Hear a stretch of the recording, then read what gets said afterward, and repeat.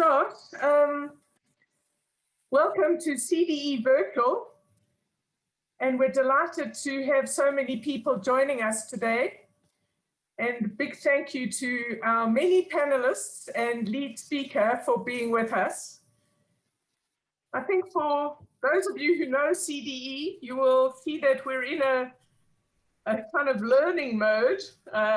This is our second workshop on the informal sector. The first was in July, and in the next few weeks, we're going to have 3 more. So today is the first of those 3.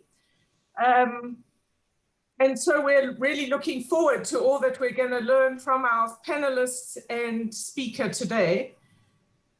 The phrase inclusive growth pops off everybody's tongue very easily, but a lot less thought is put into the inclusion part. And we at CDE are very keen to think much harder and to develop clear policy guidelines on particularly the informal sector in this series and small enterprises. Everybody talks and talks and talks, but we never seem to make sufficient progress.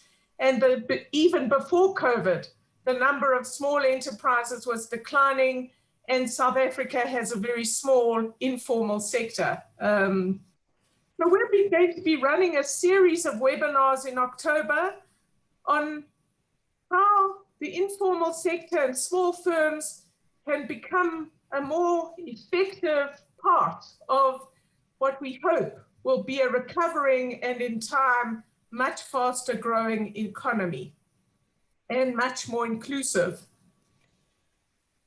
Now, there are lots of myths and you might say ideas or romantic ideas about the informal sector, which CDE doesn't share, and we hope to dispel. We're very much in favor of growing our formal sector as much as possible. And that's where a large part of our energy has been until now. We want to reduce the cost of doing business for any kind of firm, small, informal, medium-sized, and bigger. And we want to make it easier for informal firms to formalize, because we think that will develop the potential that's locked out of our formal economy at the moment.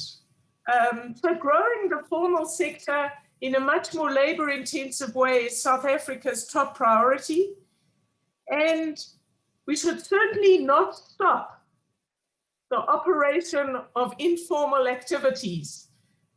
People in charge of cities or national departments often see this as a negative thing in South Africa. We think in our current desperate circumstances, where so many millions of people do not have jobs, that we should definitely not be stopping people trying to make a living. And what we want to look at is what kind of regulatory reforms are required to help that happen. What kind of advice can we give to city, town, and metro governments and to national departments? And how do we make it easier for small firms, informal firms with potential to start growing even more and even start formalizing?